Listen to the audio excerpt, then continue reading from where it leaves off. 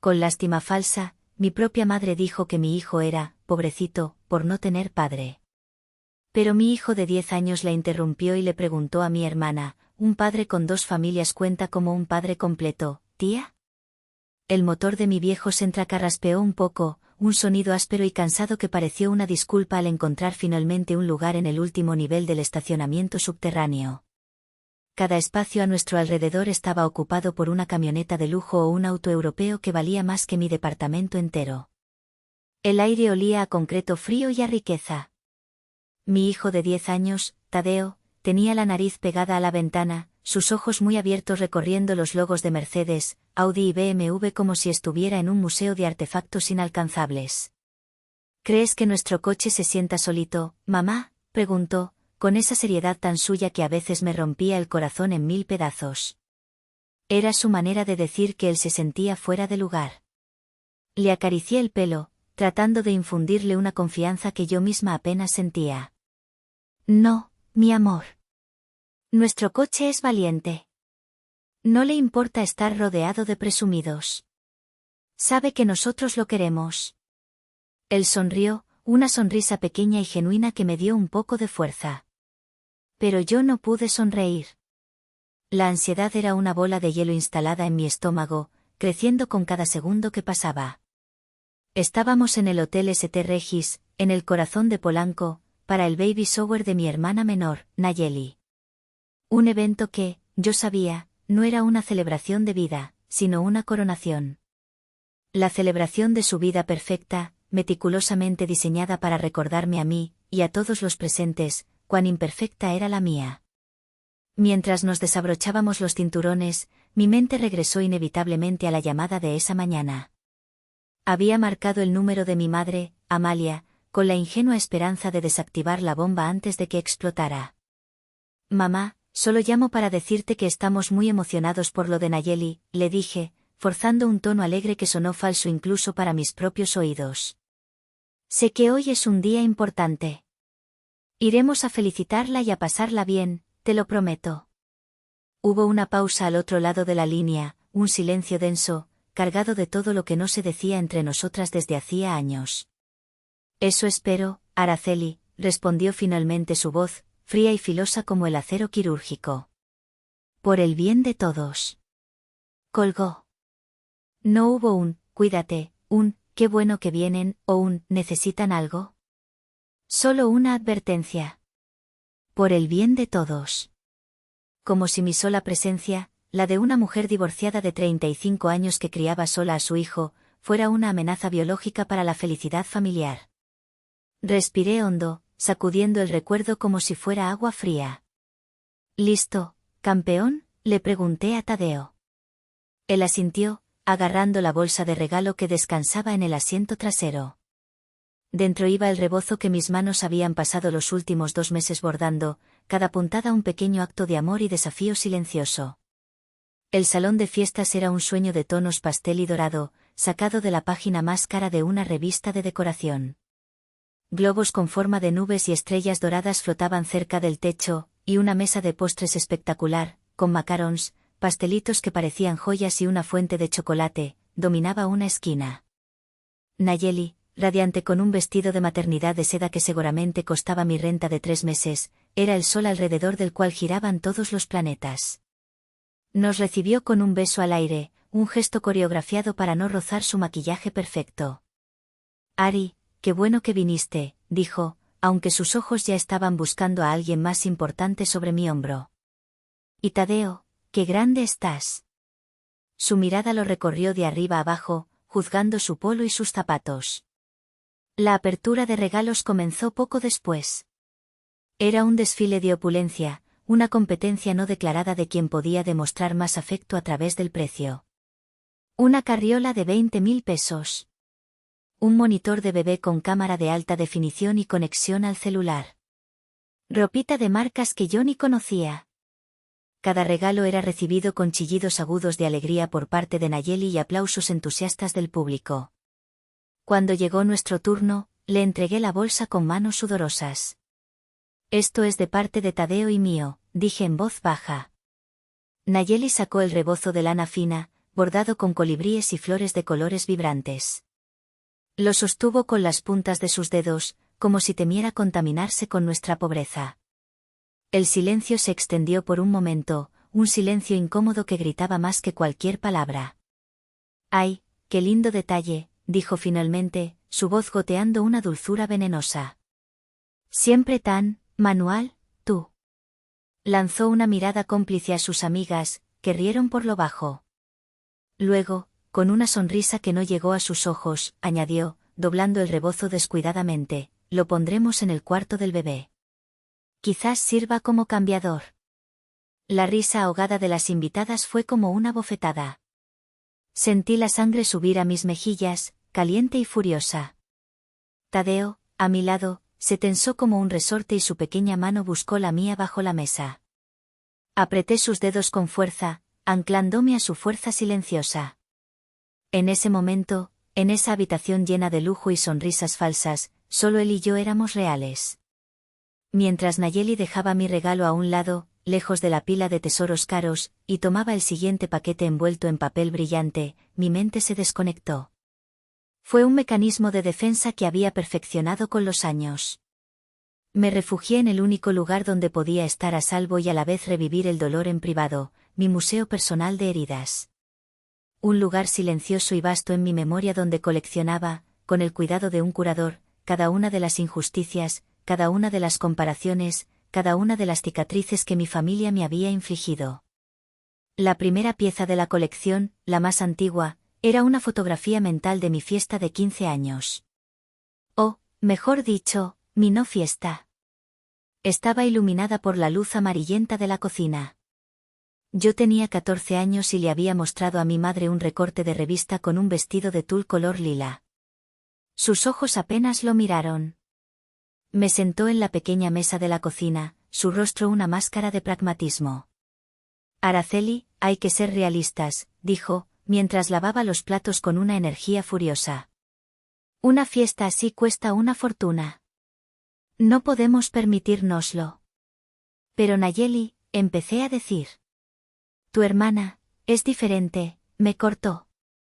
«Ella necesita estas cosas. Es más, delicada. Tú eres más fuerte, más sencilla. Tú entiendes». No entendía. Lo que oí fue, «Tú no lo mereces». Mi fiesta fue una cena en un restaurante italiano con mis padres y mis abuelos.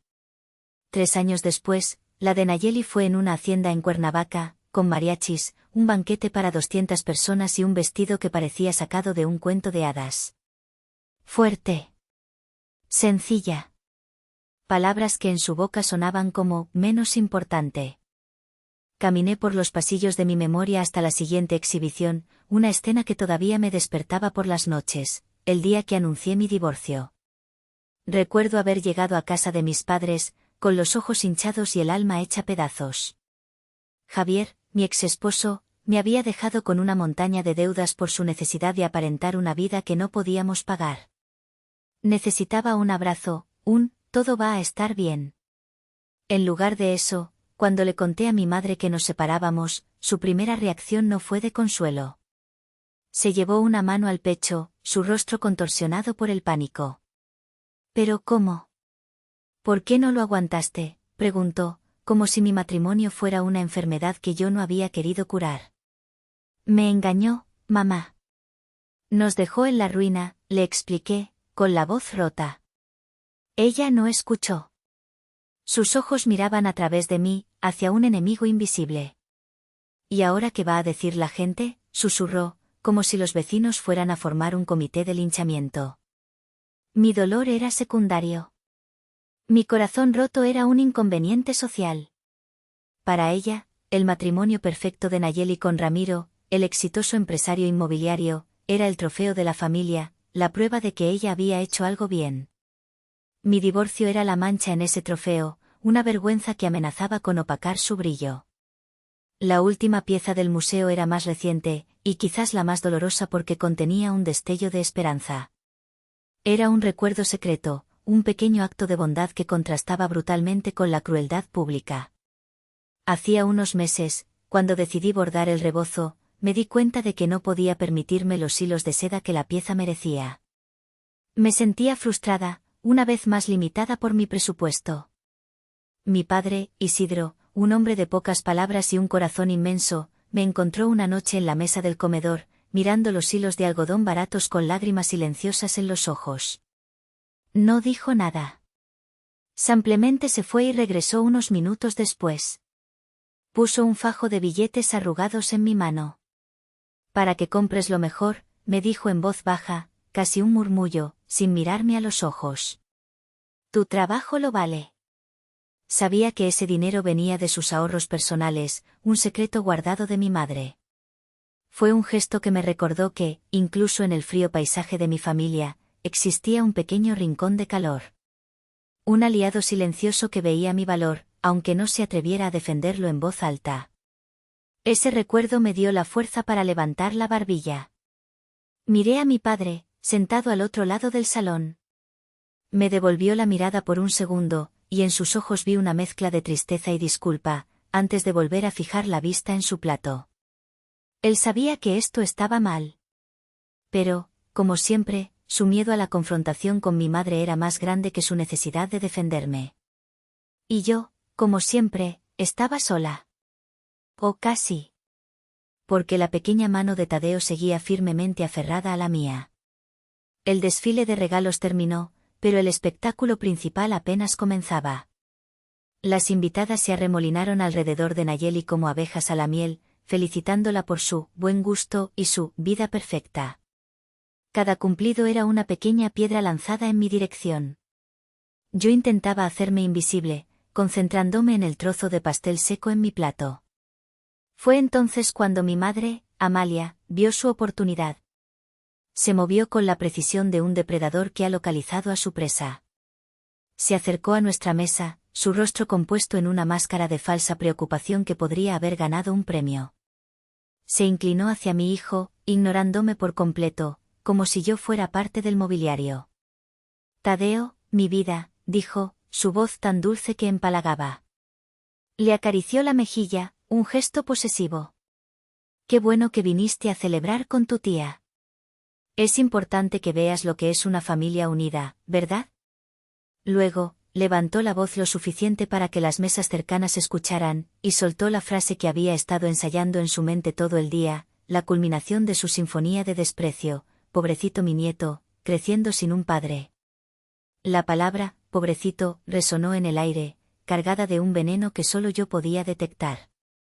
No era compasión, era un juicio. Era una declaración pública de mi fracaso, envuelta en el papel celofán de la lástima. La señora Pérez, una de sus amigas de la iglesia, una mujer cuya piedad era tan grande como su curiosidad por la vida ajena, asintió con fervor desde la mesa contigua. ¡Ay, sí, Amalia! Los estudios demuestran que los niños de hogares rotos tienen más dificultades. Es una pena, de verdad. Una de las amigas de Nayeli, una mujer rubia y esquelética, añadió su propio grano de arena. Pero míralo, se ve bien ajustado, considerando todo. Eres una supermamá, Araceli, dijo, mirándome con ojos que decían todo lo contrario. Sentí como la silla se volvía demasiado pequeña, el aire demasiado denso. Cada respiración era un esfuerzo. Estaba a punto de levantarme, de decir algo, cualquier cosa, para detener esa humillación. Pero entonces miré a Tadeo. Sus ojos estaban fijos en su plato, su mandíbula apretada con tanta fuerza que vi un pequeño músculo temblar. Estaba aguantando. Por mí. Y en ese instante, tomé una decisión. No le daría a mi madre la satisfacción de una escena. No me convertiría en la hermana divorciada y amargada que ella quería que fuera. Nos iríamos. Protegería a mi hijo de su veneno. Tadeo, mi amor, vámonos, le susurré, comenzando a recoger mi bolso con manos temblorosas. Pero era demasiado tarde. Justo en ese momento, Nayeli, que lo había visto todo con una sonrisa satisfecha desde su trono de mimbre, se puso de pie, haciendo sonar una copa con una cuchara para pedir silencio. El murmullo cesó. Con una mano protectora sobre su vientre abultado, levantó su copa de sidra espumosa. Quiero agradecerles a todos por venir, comenzó, su voz resonando con una emoción fingida que merecía un Oscar. Ramiro y yo estamos tan increíblemente bendecidos. Sus ojos buscaron los míos a través del salón. Fue un movimiento deliberado, preciso como el de un francotirador. Quería que yo fuera su público principal. Y brindo, continuó, su voz subiendo de volumen, porque mi hijo sí tendrá un padre presente en cada momento importante. En cada partido de fútbol, en cada graduación, en cada corazón roto. Hizo una pausa dramática, saboreando el momento. Brindo porque él tendrá lo que todo niño merece, una familia completa y real. El salón estalló en aplausos. 40 mujeres aplaudiendo mi ejecución pública. Mi madre la miraba con lágrimas de orgullo en los ojos. Era la gota que derramaba el vaso. La humillación final. Agarré la mano de Tadeo con fuerza. Ahora sí, nos vamos. Pero su mano no se movió. Estaba anclada a la mesa. Levanté la vista y vi que su rostro había cambiado. La herida y la vergüenza habían desaparecido, reemplazadas por una calma helada, una determinación que nunca le había visto antes. Me soltó la mano suavemente, un gesto casi imperceptible. Espera, mamá, dijo, su voz apenas un susurro, pero tan firme como una roca. Y se puso de pie.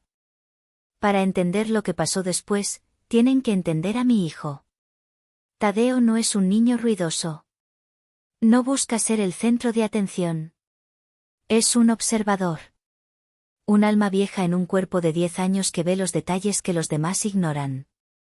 Y un mes antes de ese baby shower, había visto algo que no debía, algo que había guardado en el cofre secreto de su corazón infantil. Todo comenzó con una oferta inusual de su tío Ramiro. Oye, campeón, ¿quieres que te lleve al partido del América el sábado? Tu mamá dice que trabaja hasta tarde. Ramiro nunca había mostrado mucho interés en Tadeo. Siempre estaba demasiado ocupado hablando de negocios en su celular o presumiendo su último reloj. La oferta era extraña, pero Tadeo, que amaba el fútbol, aceptó con una mezcla de sorpresa y emoción. Ese sábado, en la camioneta de lujo de Ramiro, que olía a cuero y a un perfume caro, algo no cuadraba. Ramiro recibió una llamada. Se tapó la boca con la mano, pensando que Tadeo estaba absorto en su videojuego. Pero Tadeo no estaba jugando. Estaba escuchando, una habilidad que había desarrollado para sobrevivir en nuestra familia. Sí, Yadira, ya sé, susurró Ramiro al teléfono, su voz tensa. Te lo llevo el martes, no te preocupes. ¿Cómo que no te alcanza para la renta? Te acabo de dar. Su voz se apagó, frustrada. Tadeo escuchó fragmentos. El dinero, nos vemos el martes, que no llore Citlali. Nombres y palabras que no tenían sentido, pero que su instinto le dijo que eran importantes, como piezas de un rompecabezas que no sabía que estaba armando. A mitad de camino al estadio, Ramiro se desvió. Tengo que pasar a ver una propiedad para un cliente, campeón. No tardo nada. Pero no se detuvieron frente a un edificio de oficinas ni un condominio de lujo. Se estacionaron en una calle tranquila de la colonia Narvarte, una zona de clase media, muy lejos del glamour de Polanco. La casa era pequeña, de color azul, con un buzón roto y un pequeño jardín descuidado. Espérame aquí, no te bajes, dijo Ramiro, con un tono que no admitía discusión. Tadeo observó. Vio a una mujer joven, vestida con un uniforme de enfermera, salir de la casa. Vio a una niña pequeña, de unos 4 años, con el pelo rizado y oscuro, correr hacia Ramiro gritando un papi, lleno de alegría. La vio saltar a sus brazos. Y Tadeo, el niño observador, notó algo que un adulto, cegado por la prisa, podría haber pasado por alto. La niña tenía los mismos ojos verde avellana que su tío Ramiro, incluida la pequeña mancha café en el iris izquierdo. Era la firma genética de su familia. Era inconfundible. Sintió un nudo en el estómago, frío y pesado. Esto estaba mal. Muy mal. Recordó lo que yo siempre le decía cuando hacía sus proyectos de la escuela: si encuentras algo importante, documéntalo. Toma notas, saca fotos. La evidencia es tu mejor amiga. Con las manos temblorosas, Tadeo levantó su teléfono, fingiendo que seguía jugando, y activó la cámara. A través del cristal polarizado de la camioneta, tomó varias fotos, Ramiro abrazando a la niña en el porche. Ramiro empujándola en un columpio oxidado que había en el pequeño jardín. Ramiro entregándole un sobregrueso a la mujer, Yadira. Cuando Ramiro volvió a la camioneta, tenía una sonrisa tensa. Le alborotó el pelo a Tadeo, un gesto que pretendía ser cariñoso pero que se sintió falso. Esto es un secreto de hombres, campeón, le dijo, su voz falsamente jovial. A veces los hombres tenemos responsabilidades de las que no hablamos. Tadeo no dijo nada. Guardó el teléfono y el secreto. No para proteger a su tío, a quien de repente despreciaba con toda la fuerza de su corazón de 10 años. Lo guardó porque no sabía cómo decírmelo. ¿Cómo le dices a tu mamá, que ya carga con el peso del mundo, que la familia perfecta que tanto le restriegan en la cara es una mentira aún más grande que la suya? Así que esperó. Observó. Y guardó la evidencia, como yo le había enseñado. Hasta que llegó el día en que ya no pudo soportar ver cómo me herían. El salón de fiestas seguía vibrando con los ecos de los aplausos para Nayeli. Mi hermana estaba en el centro, recibiendo abrazos y felicitaciones, una mártir coronada por su propia grandeza. Yo estaba congelada, con la mano de Tadeo todavía caliente en la mía, mi mente gritándome que corriera, que saliera de allí antes de que la humillación me ahogara por completo. Pero Tadeo se puso de pie. No fue un movimiento brusco ni desafiante. Fue lento, deliberado, casi ceremonial. Apartó su silla con cuidado, sin hacer ruido. El murmullo de las conversaciones comenzó a apagarse a medida que la gente se daba cuenta de que el niño, pobrecito, el hijo de la divorciada, estaba de pie, solo, en medio de la opulencia. Mi madre fue la primera en hablar, su voz cargada de una condescendencia que pretendía ser cariño. ¿Qué pasa, mi amor?, le preguntó, como si se dirigiera a un niño de 3 años. ¿Quieres decirle algo bonito a tu tía sobre el bebé? Tadeo no la miró. Sus ojos estaban fijos en Nayeli, como 2 misiles teledirigidos. Cruzó el pequeño espacio que nos separaba del centro del salón, navegando entre las mesas con una gracia y una seguridad que me dejaron sin aliento. Se detuvo a unos metros de su tía, que lo miraba desde arriba, una sonrisa indulgente y divertida en su rostro. Sí, corazón.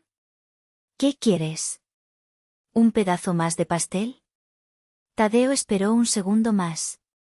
Esperó a que cada conversación se detuviera, a que cada par de ojos en esa habitación estuviera sobre él. Esperó a tener la atención completa y absoluta de la audiencia que acababa de aplaudir la humillación de su madre. Y entonces, habló. Su voz infantil, usualmente suave y tranquila, resonó en el silencio absoluto con una claridad cortante, como el sonido de un cristal rompiéndose en una noche silenciosa. Tía, comenzó, su tono era casi conversacional, como si estuviera preguntando la hora. Una pregunta. Hizo una pausa. Podía oír el hielo tintineando en un vaso, el zumbido de las luces del techo, mi propio corazón latiendo desbocado en mis oídos. El tiempo pareció detenerse. La sonrisa de Nayeli vaciló, una pequeña grieta apareció en su fachada de perfección. Tadeo la miró directamente a los ojos, y con la inocencia más brutal y la justicia más pura, soltó la bomba. ¿Un padre con 2 familias cuenta como un padre completo, tía? El silencio que siguió no fue un silencio normal. Fue un vacío. Un agujero negro que absorbió todo el sonido, todo el aire, toda la alegría falsa de la habitación. Vi cómo el color desaparecía del rostro de Ramiro, que estaba de pie detrás de su esposa. Su sonrisa de hombre exitoso se derritió como cera, dejando al descubierto el pánico puro que había debajo. Mi madre se quedó con la boca abierta, una expresión de incredulidad total en su cara. Nayeli parpadeó, confundida, como si no hubiera entendido la pregunta. ¿De qué estás hablando, Tadeo? No digas tonterías. Pero la pregunta de Tadeo no era una tontería. Era una llave. Y acababa de abrir una puerta que nadie en esa habitación sabía que existía, una puerta a un mundo de secretos y mentiras que estaba a punto de devorarlos a todos. El infierno no se congeló. El infierno acababa de abrir sus puertas en medio de un baby shower color de rosa. Ramiro fue el primero en intentar controlar el desastre. Soltó una risa forzada, un sonido hueco y desesperado que no engañó a nadie. «Jaja, qué imaginación», exclamó, dándole una palmada en la espalda a un invitado que lo miraba con horror. Los niños y sus cuentos, ¿verdad? Pero la atención de la sala no estaba en él. Estaba en Tadeo, que permanecía inmóvil, esperando una respuesta. Fue entonces cuando la madre de Ramiro, mi tía política Gloria, una mujer cuya arrogancia solo era superada por sus joyas, saltó en defensa de su hijo, eligiendo el blanco más fácil. Señalándome con un dedo tembloroso, gritó: «Seguro fue tu hermana Araceli. Ella te mandó a espiar para arruinarlo todo.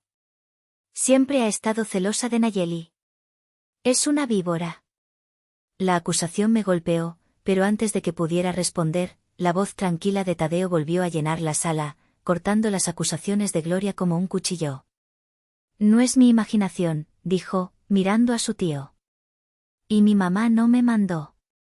Yo escuché y yo vi». Lentamente, sacó su teléfono del bolsillo. Un murmullo colectivo recorrió la sala. Con la calma de un fiscal presentando pruebas en un juicio, Tadeo caminó hacia su tía Nayeli, que lo miraba con una mezcla de furia y miedo. «No quería hacer esto, tía», dijo, su voz teñida de una tristeza genuina que me partió el alma. «Pero no me gusta que hagan llorar a mi mamá». Le extendió el teléfono. Nayeli lo miró como si fuera una serpiente. Dudó, pero la curiosidad y el miedo ganaron la batalla.